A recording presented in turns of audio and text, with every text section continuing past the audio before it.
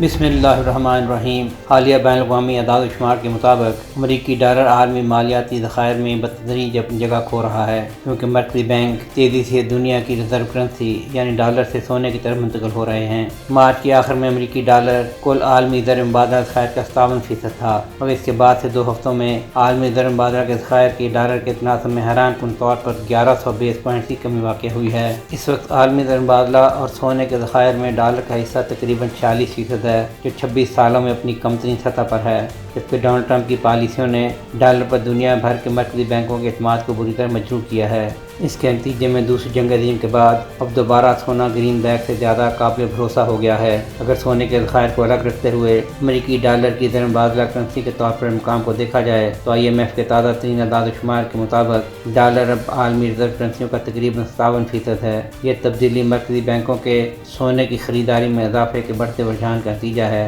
جبکہ متبادل کرنسیوں میں ہولڈنگز اور لین دین میں بھی اضافہ دیکھا جا رہا ہے، جو عالمی سطح پر زر مبادلہ کے ذخائر کے انتظام میں تنوع کی طرف بتدریج اقدامات کی عکاسی کرتا ہے۔ تاریخی طور پر آخری بار 1990-91 میں ڈالر کا زر مبادلہ کے عالمی ذخائر میں حصہ 50% کی سطح سے نیچے گیا تھا، جب مہنگائی بہت زیادہ تھی، کساد بازاری ایک خطرہ تھا اور ہر جگہ خراب معاشی منظرنامہ تھا۔ امریکی ڈالر دوسری عالمی جنگ کے خاتمے کے بعد سے دنیا کی بنیادی ریزرو کرنسی رہا ہے اور آج بھی 80% سے زیادہ بین الاقوامی تجارت اسی کے ذریعے ہو رہی ہے۔ حالیہ برسوں میں ڈالر کے متبادل کے بارے میں بات دور پکڑ رہی ہے، خاص طور پر گلوبل ساؤتھ میں، اور اس کی سربراہی ترقی پذیر معیشتوں کا بلاک برکس گروپ کر رہا ہے، جس میں جنوبی افریقہ، برازیل، روس، بھارت اور چین پر مشتمل 52 اراکین کے ساتھ مصر، ایتھوپیا، انڈونیشیا، ایران اور متحدہ عرب امارات بھی حالیہ برسوں میں شامل ہوئے ہیں۔ اگرچہ امریکہ دنیا کی سرکردہ معیشت کے طور پر تاریخی اعتبار سے عالمی تجارت پر غلبہ رکھتا ہے، مگر یہ سرسوخ گزشتہ دہائی کے دوران کم ہوا ہے۔ چین نے برتری حاصل کی ہے،